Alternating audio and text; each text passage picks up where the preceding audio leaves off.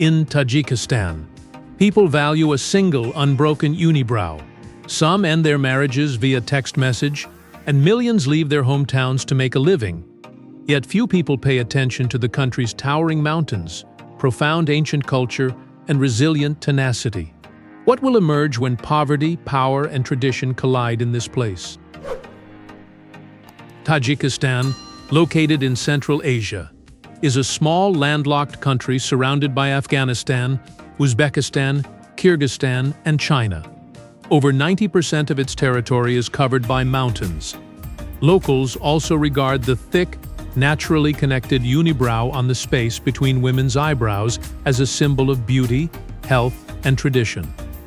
Standing on the land of Tajikistan and looking up, one sees mountains towering like massive walls, yet when viewed from the air, these ranges appear as nothing more than illusory light and shadow.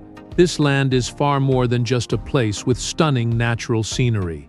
It was once part of ancient Persian civilization, shaped by the Silk Road, the poetry of Rudaki, and the Samanid Empire. In its rural areas, traditional clothing that carries generations of collective identity, slow-paced shared meals, and customs of honoring guests are still preserved.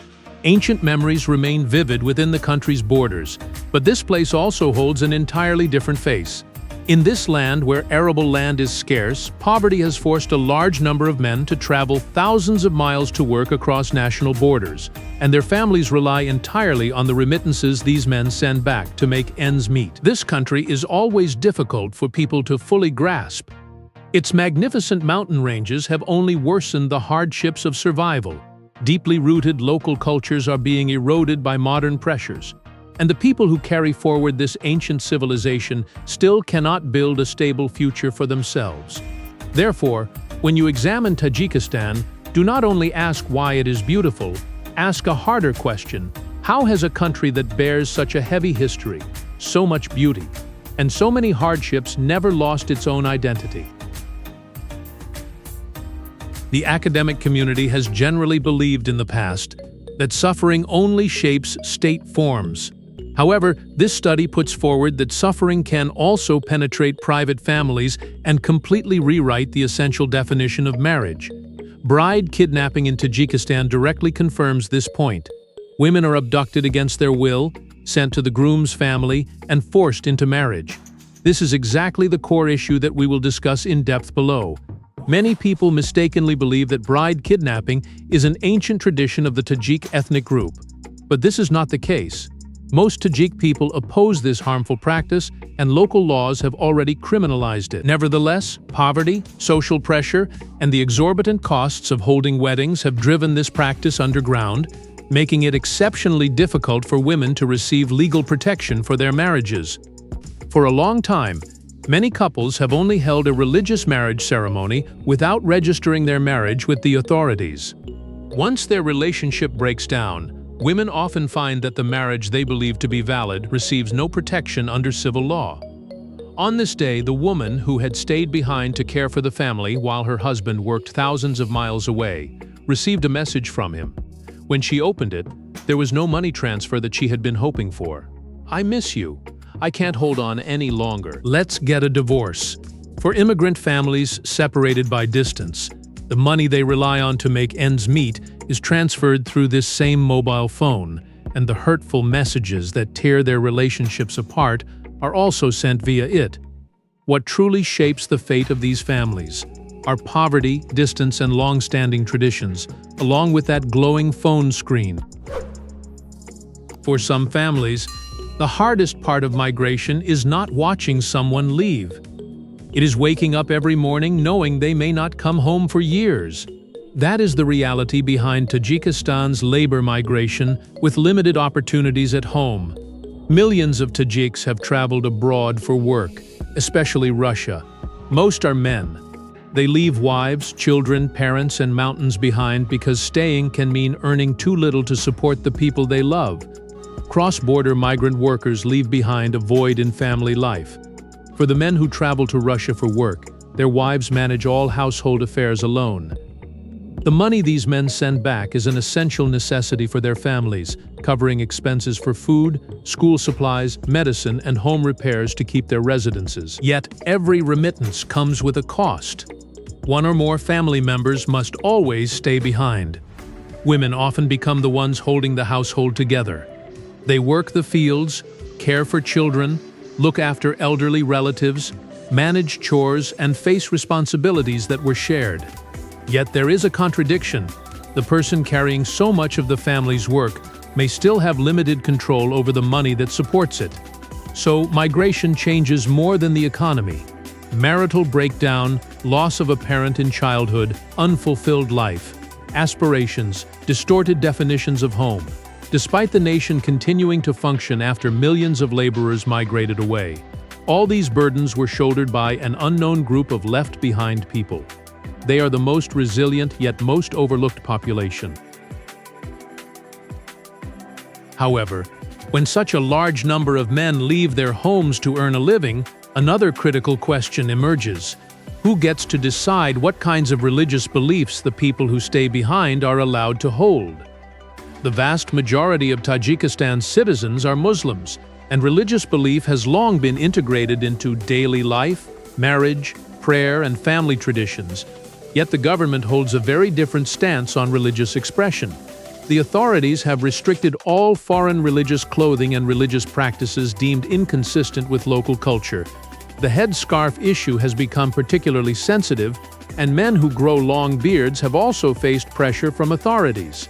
The government links such religious appearance to the risk of extremism. The scope of the government's control continues to expand. Religious titles and specific naming conventions are restricted, and families are encouraged to choose names connected to the country's Persian cultural heritage. The government states that these measures are designed to protect national identity and prevent extremism. Imagine this: private choices like naming a newborn baby or picking out daily clothing could end up interfered with by state public power. Tajikistan is facing a dilemma. It wants to safeguard its own Persian cultural identity, yet millions of religious believers within the country have religious faith needs. Where exactly should the line be drawn to limit public power's intrusion into private life? At the same time, the government inherently bears the responsibility of protecting people from violence and extremism. Do states have the right to interfere in citizens' clothing, personal appearance, or even the names they give their children? There is no simple answer to this question, and in Tajikistan, this issue is not an abstract one. It is a lived reality for ordinary people. But there is another kind of control that no law can make disappear: the control of survival. Imagine waking up on a freezing winter morning and reaching for the light switch. Nothing happens. In Tajikistan, electricity shortages have become part of life in many communities, especially during the winter months. In some rural areas, families may have power for only a few hours a day. A child who is eager to finish his schoolwork properly is trapped in a pitch-dark room when the power cuts out. Suddenly, he can only fumble for his phone and keep studying by the faint glow of that small screen. This is the true poverty that cannot be captured in statistics and can only be witnessed when one steps beyond the numbers and enters ordinary households. As the poorest country among the former Soviet republics, Tajikistan faces particularly harsh living conditions. Tourists often perceive local prices as cheap, but residents earn extremely low wages. Their income growth cannot keep pace with rising expenses, so the low prices hold no real meaning for them. An even more intractable paradox soon emerges. Talco Tajikistan Aluminum Company, the core source of the country's foreign exchange earnings, consumes the vast majority of the nation's electricity. Yet the country is completely reliant on this industry. Post-Soviet states all faced a brutal choice: either keep factories operating by force, letting ordinary households fall into shortage of essential goods, or cut production and forfeit funds that the state urgently needed. Tajikistan and Estonia, both of which seceded from the Soviet Union in 1991, stood at the same starting point, yet took entirely divergent development paths. Every ordinary household wants to ask, how on earth did all this happen? And then, Just when the darkness feels overwhelming, the landscape changes everything. Look up. More than 90% of Tajikistan is mountainous. The Pamir and Tian Shan ranges rise across the country, creating a landscape so dramatic it can feel like the roof of the world. Glaciers hang above deep valleys, rivers cut through stone, and high mountain lakes turn blue beneath enormous peaks. But beauty here comes with a price. Tajikistan is a mountainous country with a serious shortage of arable fertile plains. The construction and maintenance costs of mountain roads are extremely high, and villages are often cut off by road closures in winter.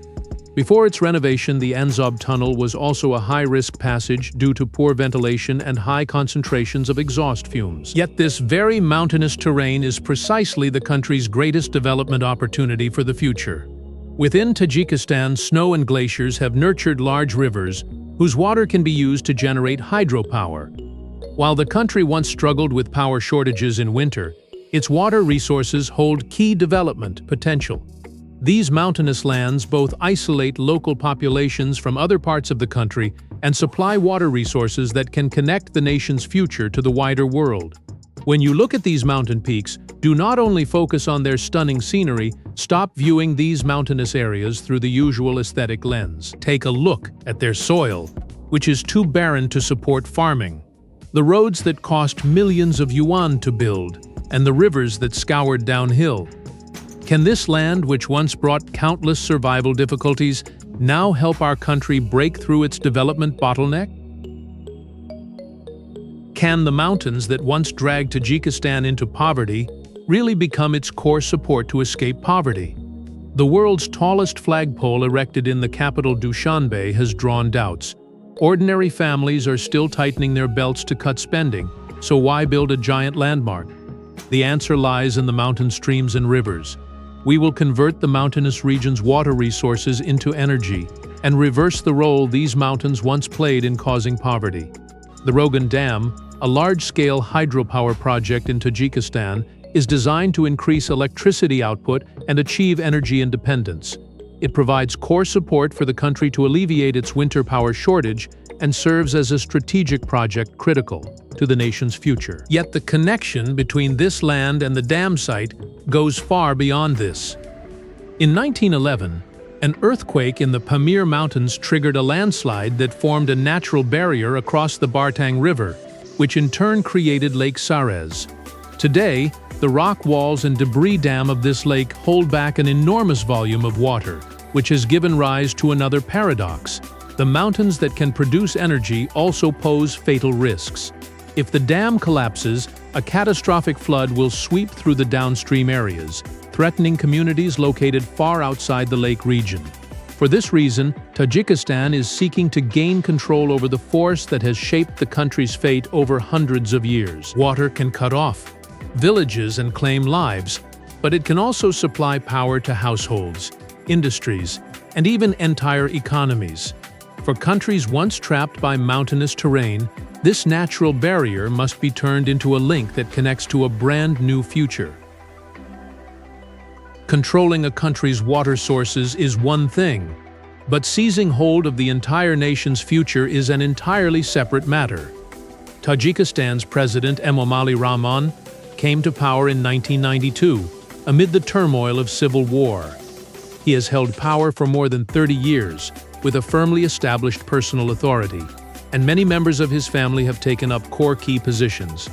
Behind this situation lies a core problem that merits in-depth investigation.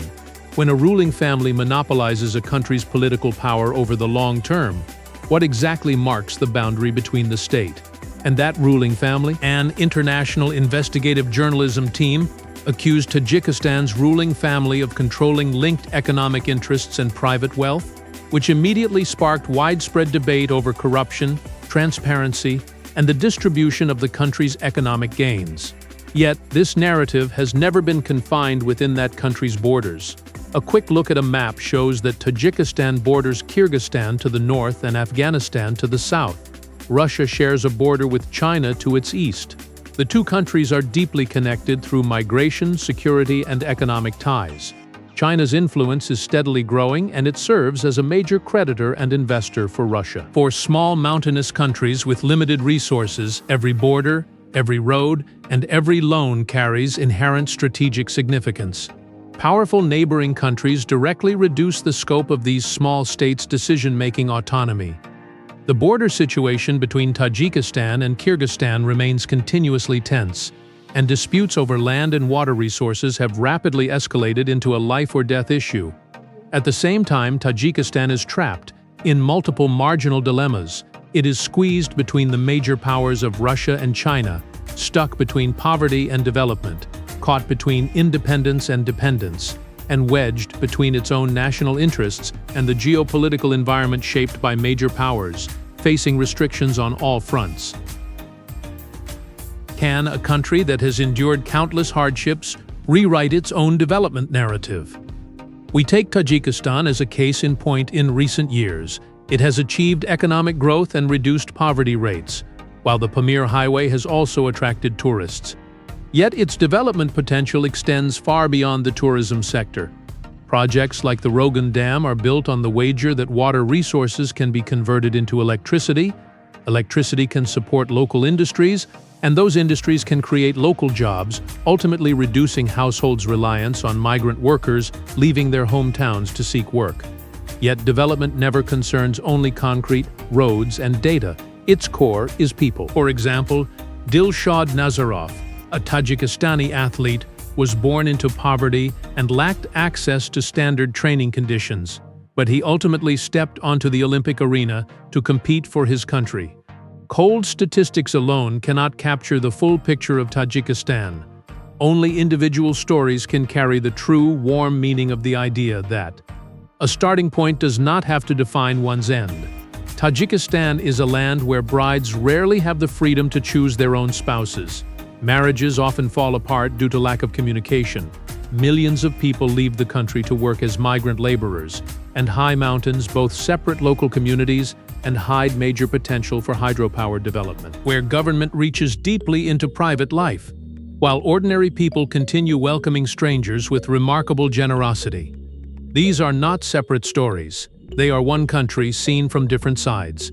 Tajikistan does not need our pity. It deserves our attention, curiosity, and care, because sometimes the strongest thing a nation can do is keep moving forward. Being born in Tajikistan does indeed affect the opportunities a person can access, the hardships they must face, and the costs they have to pay to pursue their dreams. But a person's place of birth can never define their character. True strength has never been something that can be measured by wealth, power, or a privileged lifestyle. The measures of a life's value are the dignity, family bonds, goodwill, and hope that a person actively upholds even in hardship.